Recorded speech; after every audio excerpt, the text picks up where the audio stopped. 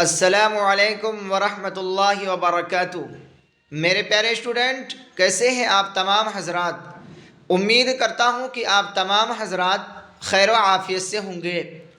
मैं मुनव्वर हुसैन आप तमाम हजरात को अपने ही YouTube channel Urdu with MH में खैर मकदम करते हैं, खुश आमदीद करते हैं। स्टूडेंट, जैसा कि आप हजरात को मालूम है कि मैं कहकशा उर्दू हिस्सा दोम क्लास 12th यानी इंटर लेकर हाजिर हुआ हूँ। स्टूडेंट, आप लोगों का ये डिमांड था कि सर सिर्फ आप ऑब्जेक्टिव क्वेश्चन सब्जेक्टिव पढ़ाते हैं, काश कि अगर आप मुसन्निफ़ के हालात के बारे में पढ़ाते, मुसन्निफ़ के पैदाइश और वफ़ात, इंतकाल, कहाँ पैदा हुए, कब पैदा हुए, उसके बारे में अगर आप एक वीडियो इस तरीके से बनाकर हम स्टूडेंटे के हवाला कर देते तो हमारे लिए बहुत ही आसानी होती। तो इस वजह से मैंने आप हजरात की रिक्वेस्ट यानी गुजारिश को मद्देनज़र रखते हुए मैं आप हजरात के लिए एक ऐसा यूनिक वीडियो लेकर आया हूँ जिसे हम और आप मुसन्निफ़ के हालात यानी उनकी पैदाइश और उनकी वफ़ात के बारे में आप हजरात को पढ़ाने जा रहा हूँ। स्टूडेंट, ये है ख़ास तौर से क्लास 12th यानी इंटर वालों के लिए जिनके मुतालिक कहकशा उर्दू हिस्सा दोम है। स्टूडेंट, हिस्सा दोम में कहकशा उर्दू के अंदर सबक नंबर 1 यानी नज़ीर अहमद की कहानी से लेकर सबक नंबर 12 यानी एहसान दानिश, मैं यूनिवर्सिटी में हूँ, इसके अंदर मैं यानी 1 से लेकर 12 तक मैं आप हजरात को मुसन्निफ़ के हालात के बारे में यानी मुसन्निफ़ और राइटर कहाँ पैदा हुए, किस सन में पैदा हुए, कहाँ इंतकाल हुए, किस सन में इंतकाल हुए, उसके बारे में आज मैं पढ़ाने जा रहा हूँ। स्टूडेंट, अगर आप ये रट लेंगे तो इंशाअल्लाहुल अज़ीज़ आपको ज़र्रा बराबर भी आने वाले एग्ज़ाम में टेंशन या दिक्कत कुछ नहीं होगा, बस यही आएगा, इससे बाहर नहीं आ सकता। स्टूडेंट, ये पहला वीडियो है मुसन्निफ़ के हालात के बारे में और आइंदा मैं इंशाअल्लाह पढ़ाऊँगा। स्टूडेंट, अगर आप हजरात को कोई दिक्कत या प्रॉब्लम हो तो ये मेरा नंबर है, आप इस पर संपर्क कर सकते हैं। मेरा नंबर है 9381309303 और ख़ास तौर से आप लोगों के लिए सौगात है कि मैं आप लोगों के लिए टेलीग्राम में उर्दू विथ MH के नाम से बनाया हूँ। उसके अंदर आप हजरात को PDF मिल जाएगा और मैं उसका टेलीग्राम का लिंक हर वीडियो के अंदर डाल चुका हूँ, आप वहाँ जाकर देख सकते हैं। तो चलिए स्टूडेंट, बिला किसी ताख़ीर के आज के इस क्लास को, इस वीडियो को आगाज़ करते हैं।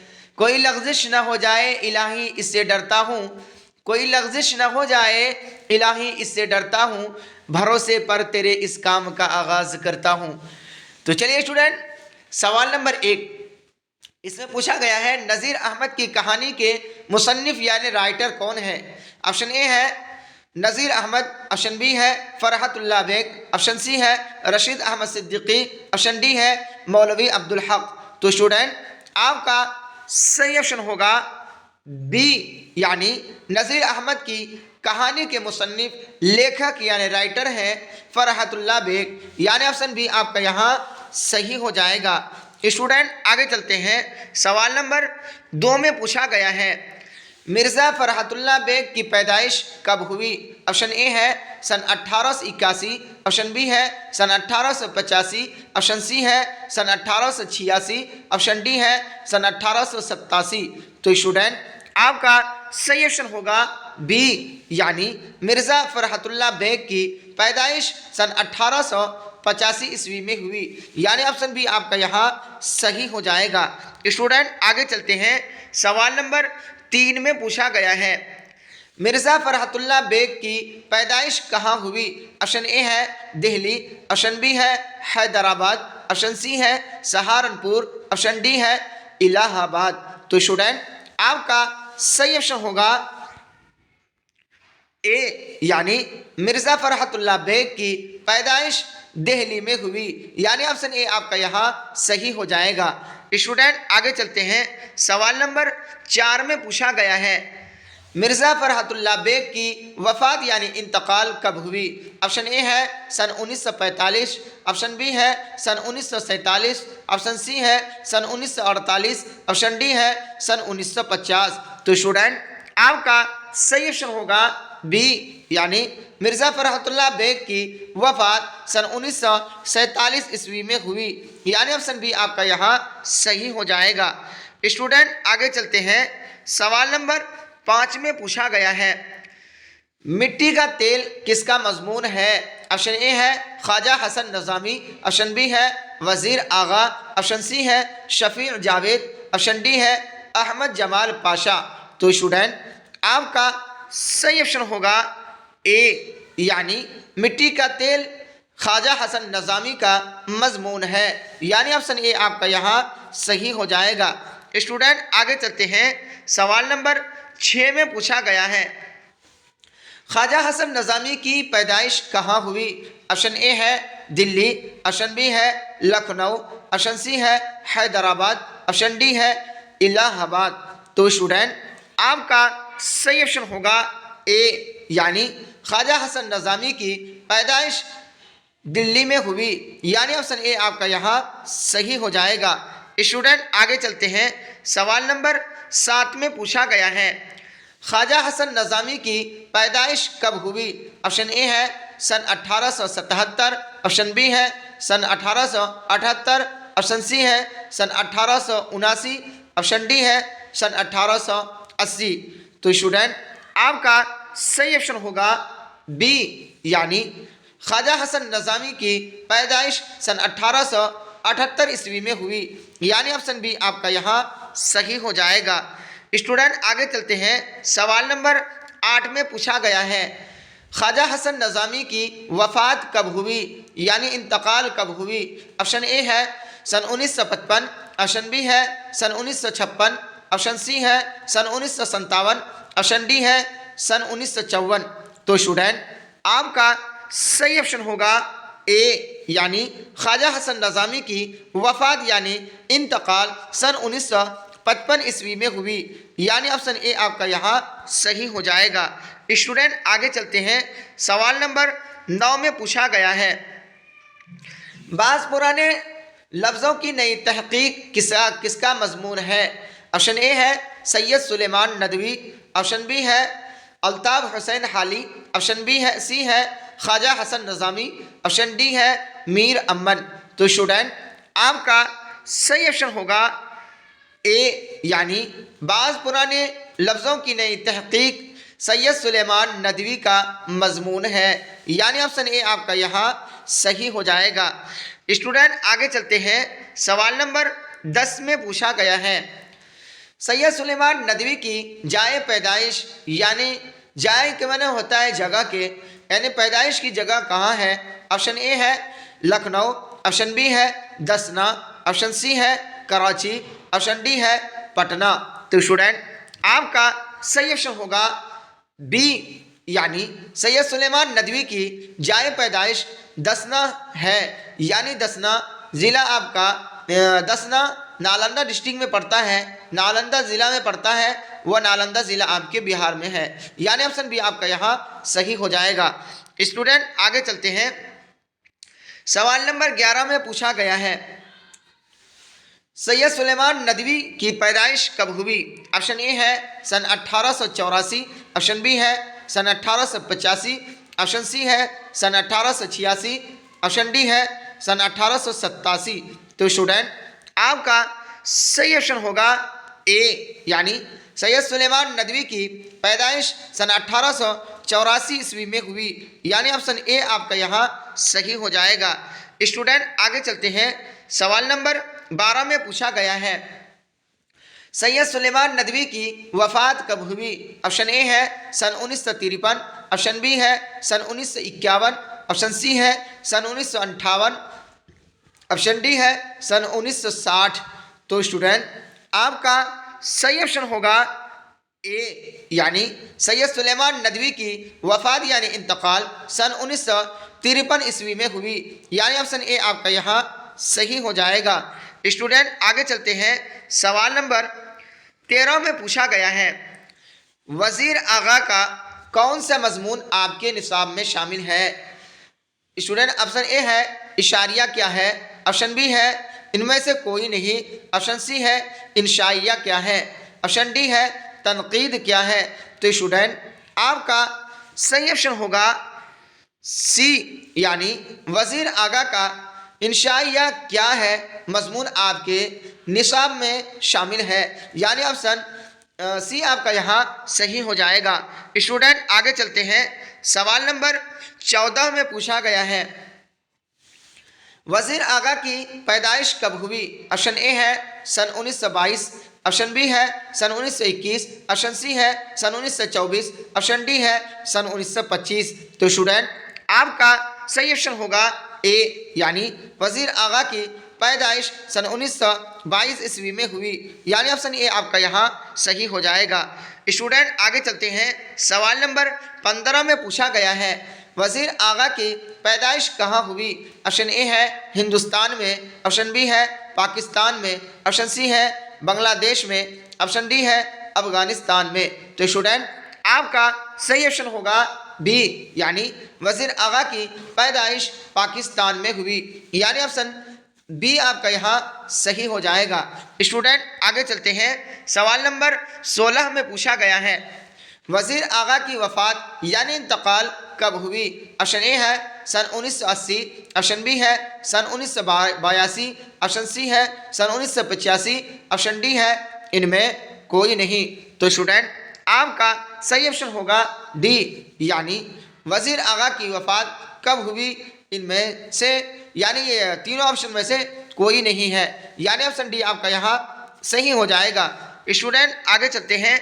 सवाल नंबर 17 में पूछा गया है, अहमद जमाल पाशा की पैदाइश कब हुई? ऑप्शन ए है सन 1928, ऑप्शन बी है सन 1929, ऑप्शन सी है सन 1930, ऑप्शन डी है सन 1932।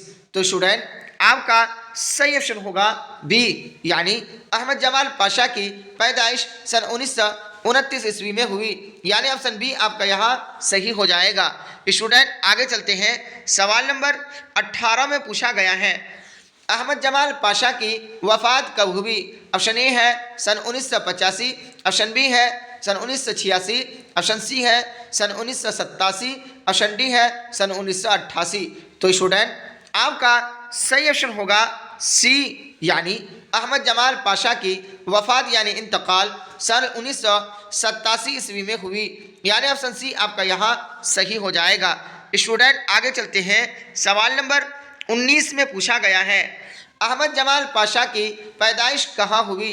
ऑप्शन ए है हैदराबाद, ऑप्शन बी है इलाहाबाद, ऑप्शन सी है मुरादाबाद, ऑप्शन डी है फर्रुखाबाद। तो स्टूडेंट आपका सही ऑप्शन होगा बी, यानी अहमद जमाल पाशा की पैदाइश इलाहाबाद में हुई, यानी ऑप्शन बी आपका यहाँ सही हो जाएगा। स्टूडेंट आगे चलते हैं। सवाल नंबर 20 में पूछा गया है, अहमद जमाल पाशा की वफात यानी इंतकाल कहाँ हुई? ऑप्शन ए है सीवान, ऑप्शन बी है इलाहाबाद, ऑप्शन सी है पटना, ऑप्शन डी है दिल्ली। तो स्टूडेंट आपका सही ऑप्शन होगा सी, यानी अहमद जमाल पाशा की वफात यानी इंतकाल पटना में हुई, यानी ऑप्शन सी आपका यहाँ सही हो जाएगा। स्टूडेंट आगे चलते हैं। सवाल नंबर 21 में पूछा गया है, हिजरत किसका इंशाइया है? स्टूडेंट ये क्वेश्चन आपका 2017 और 19 में पूछा जा चुका है। ऑप्शन ए है मुजतबा हुसैन, ऑप्शन बी है अंजुम मानपुरी, ऑप्शन सी है अहमद जमाल पाशा, ऑप्शन डी है वजीर आगा। तो स्टूडेंट आपका सही ऑप्शन होगा सी, यानी हिजरत अहमद जमाल पाशा का इंशाइया है, यानी ऑप्शन सी आपका यहाँ सही हो जाएगा। स्टूडेंट आगे चलते हैं। सवाल नंबर 22 में पूछा गया है, सादत हसन मंटू कब पैदा हुए थे? ऑप्शन ए है सन 1910, ऑप्शन बी है सन 1911, ऑप्शन सी है सन 1912, ऑप्शन डी है सन 1913। तो स्टूडेंट आपका सही ऑप्शन होगा सी, यानी अहमद सादत हसन मंटू सन 1912 ईस्वी में पैदा हुए थे, यानी ऑप्शन सी आपका यहाँ सही हो जाएगा। स्टूडेंट आगे चलते हैं, सवाल नंबर 23 में पूछा गया है मंटू की वफात यानी इंतकाल कहाँ हुई। ऑप्शन ए है दिल्ली, ऑप्शन बी है हैदराबाद, ऑप्शन सी है कराची, ऑप्शन डी है लाहौर।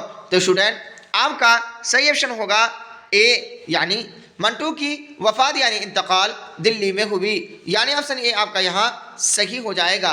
स्टूडेंट आगे चलते हैं, सवाल नंबर 24 में पूछा गया है सादत हसन मंटू की वफात कब हुई। ऑप्शन ए है सन 1956, ऑप्शन बी है सन 1954, ऑप्शन सी है सन 1955, ऑप्शन डी है सन 1957। तो स्टूडेंट आपका सही ऑप्शन होगा सी, यानी सादत हसन मंटू की वफात यानी इंतकाल सन 1955 ईस्वी में हुई, यानी ऑप्शन सी आपका यहाँ सही हो जाएगा। स्टूडेंट आगे चलते हैं, सवाल नंबर 25 में पूछा गया है जिलानी बानो की पैदाइश कहाँ हुई। ऑप्शन ए है बदायूं, ऑप्शन बी है मेरठ, ऑप्शन सी है लखनऊ, ऑप्शन डी है सहारनपुर। तो स्टूडेंट आपका सही ऑप्शन होगा ए, यानी जिलानी बानो की पैदाइश बदायूं में हुई, यानी ऑप्शन ए आपका यहाँ सही हो जाएगा। स्टूडेंट आगे चलते हैं, सवाल नंबर 26 में पूछा गया है जिलानी बानो की पैदाइश कब हुई। ऑप्शन ए है सन 1935, ऑप्शन बी है सन 1936, ऑप्शन सी है सन 1937, ऑप्शन डी है सन 1938। तो स्टूडेंट आपका सही ऑप्शन होगा बी, यानी जिलानी बानो की पैदाइश सन 1936 ईस्वी में हुई, यानी ऑप्शन बी आपका यहाँ सही हो जाएगा। स्टूडेंट आगे चलते हैं, सवाल नंबर 27 यानी 27, इसमें पूछा गया है शफी जावेद की पैदाइश कहाँ हुई। ऑप्शन ए है पटना, ऑप्शन बी है गया, ऑप्शन सी है मुजफ्फरपुर, ऑप्शन डी है भागलपुर। तो स्टूडेंट आपका सही ऑप्शन होगा सी, यानी शफी जावेद की पैदाइश मुजफ्फरपुर में हुई, यानी ऑप्शन सी आपका यहाँ सही हो जाएगा। स्टूडेंट आगे चलते हैं, सवाल नंबर 28 में पूछा गया है शफी जावेद की पैदाइश कब हुई। ऑप्शन ए है सन 1934, ऑप्शन बी है सन 1935, ऑप्शन सी है सन 1936, ऑप्शन डी है सन 1937। तो स्टूडेंट आपका सही ऑप्शन होगा बी, यानी शफी जावेद की पैदाइश सन 1935 ईस्वी में हुई, यानी ऑप्शन बी आपका यहाँ सही हो जाएगा। स्टूडेंट आगे चलते हैं, सवाल नंबर 29 में पूछा गया है सलाम बिन रज़्ज़ाक़ की पैदाइश कहाँ हुई। ऑप्शन ए है पनवेल, ऑप्शन बी है न्यू, ऑप्शन सी है पूना, ऑप्शन डी है मालीगांव। तो स्टूडेंट आपका सही ऑप्शन होगा ए, यानी सलाम बिन रज़्ज़ाक़ की पैदाइश पनवेल में हुई, यानी ऑप्शन ए आपका यहाँ सही हो जाएगा। स्टूडेंट आगे चलते हैं, सवाल नंबर 30 में पूछा गया है सलाम बिन रज़्ज़ाक़ की पैदाइश कब हुई। ऑप्शन ए है 1940, ऑप्शन बी है सन 1941, ऑप्शन सी है सन 1942, ऑप्शन सी है सन 1943। तो स्टूडेंट आपका सही ऑप्शन होगा बी, यानी सलाम बिन रज़्ज़ाक़ की पैदाइश सन 1941 ईस्वी में हुई, यानी ऑप्शन बी आपका यहाँ सही हो जाएगा। स्टूडेंट आगे चलते हैं, सवाल नंबर 31 में पूछा गया है मौलाना आज़ाद की पैदाइश कब हुई। ऑप्शन ए है सन 1887, ऑप्शन बी है सन 1888, ऑप्शन सी है सन 1889, ऑप्शन डी है सन 1890। तो स्टूडेंट आपका सही ऑप्शन होगा बी, यानी मौलाना आज़ाद की पैदाइश सन 1888 ईस्वी में हुई, यानी ऑप्शन बी आपका यहाँ सही हो जाएगा। स्टूडेंट आगे चलते हैं, सवाल नंबर 32 में पूछा गया है मौलाना आज़ाद की पैदाइश कहाँ हुई। ऑप्शन ए है दिल्ली, ऑप्शन बी है कोलकाता, ऑप्शन सी है हैदराबाद, ऑप्शन डी है मक्का। तो स्टूडेंट आपका सही ऑप्शन होगा डी, यानी मौलाना आज़ाद की पैदाइश मक्का में हुई, यानी ऑप्शन डी आपका यहाँ सही हो जाएगा। स्टूडेंट आगे चलते हैं, सवाल नंबर 33 यानी 33, इसमें पूछा गया है मौलाना आज़ाद की वफ़ात कब हुई। ऑप्शन ए है सन 1957, ऑप्शन बी है सन 1958, ऑप्शन सी है सन 1959, ऑप्शन डी है सन 1960। तो स्टूडेंट आपका सही ऑप्शन होगा बी, यानी मौलाना आज़ाद की वफ़ात यानी इंतकाल सन 1958 ईस्वी में हुई, यानी ऑप्शन डी बी आपका यहाँ सही हो जाएगा। स्टूडेंट आगे चलते हैं, सवाल नंबर 34 में पूछा गया है मौलाना आज़ाद कहाँ मदफून है, यानी कहाँ उनका दफन किया गया है। ऑप्शन ए है मक्का, ऑप्शन बी है कोलकाता, ऑप्शन सी है दिल्ली, ऑप्शन डी है लखनऊ। तो स्टूडेंट आपका सही ऑप्शन होगा सी, यानी मौलाना आज़ाद दिल्ली में मदफून है, यानी उनकी कब्र दिल्ली में है, यानी ऑप्शन सी आपका यहाँ सही हो जाएगा। स्टूडेंट आगे चलते हैं, सवाल नंबर 35 में पूछा गया है एहसान दानिश की पैदाइश कब हुई। ऑप्शन ए है सन 1914, ऑप्शन बी है सन 1915, ऑप्शन सी है सन 1916, ऑप्शन डी है सन 1913। तो स्टूडेंट आपका सही ऑप्शन होगा ए, यानी एहसान दानिश की पैदाइश सन 1914 ईस्वी में हुई, यानी ऑप्शन ए आपका यहाँ सही हो जाएगा। स्टूडेंट आगे चलते हैं, सवाल नंबर 36 में पूछा गया है एहसान दानिश की पैदाइश कहाँ हुई। ऑप्शन ए है कांधला, ऑप्शन बी है नानोता, ऑप्शन सी है थाना भवन, ऑप्शन डी है मेरठ। तो स्टूडेंट आपका सही ऑप्शन होगा ए, यानी एहसान दानिश की पैदाइश कांधला में हुई, जो उत्तर प्रदेश में एक ज़िले का नाम है, यानी ऑप्शन ए आपका यहाँ सही हो जाएगा। स्टूडेंट आगे चलते हैं, आज के क्लास का, आज के सबक का आखिरी क्वेश्चन, यानी क्वेश्चन नंबर 37 यानी 37, इसमें पूछा गया है एहसान दानिश की वफ़ात यानी इंतकाल कब हुई। स्टूडेंट ऑप्शन ए है सन 1980, ऑप्शन बी है सन 1981, ऑप्शन सी है सन 1982, ऑप्शन डी है सन 1983। तो स्टूडेंट आपका सही ऑप्शन होगा सी, यानी एहसान दानिश की वफ़ात यानी इंतकाल सन 1982 ईस्वी में हुई, यानी ऑप्शन सी आपका यहाँ सही हो जाएगा। स्टूडेंट यहीं तक रहा आज का ये मेरा क्लास। आप लोगों की ये रिक्वेस्ट थी, गुजारिश थी कि सर आप मुसन्निफ़ के नाम और पैदाइश और वफ़ात के बारे में एक क्लास ज़रूर कराएं, एक वीडियो ज़रूर बनाएं। तो मैंने आप हजरात के लिए ये मौका को गनीमत समझते हुए कि आपको आने वाले एग्ज़ाम में ज़रा बराबर भी किसी परेशानियों का, मुश्किलों का सामना ना करना पड़े। स्टूडेंट मैं इस उम्मीद के साथ ये वीडियो आप हजरात को पढ़ा रहा हूँ ताकि आप हजरात इन वीडियो को बेहतरीन शौक़ और ज़ौक़ और लगन के साथ पढ़ेंगे और इस वीडियो को अपने दोस्तों तक ज़रूर शेयर करेंगे। अगर कोई नए दोस्त हो तो उनको सब्सक्राइब करने के लिए आप ज़रूर कहें और बेल आइकन को दबाना ना भूलें ताकि हर नए नोटिफिकेशन आप तक पहुंचता रहे और आप हर नए वीडियो से इस्तिफ़ादा हासिल करता रहे। तो स्टूडेंट अगर आपको PDF चाहिए तो मैं आप हजरात के लिए टेलीग्राम पर एक ग्रुप बनाया हूं जिसे हमारा आप उर्दू विद MH के नाम से जानते हैं। वहां उसका लिंक मैं वीडियो के डिस्क्रिप्शन में दे दिया हूं। आप वहां जाकर आप आराम से डिस्क्रिप्शन में आप क्लिक करेंगे तो डायरेक्ट आप वहां टेलीग्राम में आपको PDF और वीडियो देखने को मिलेगा।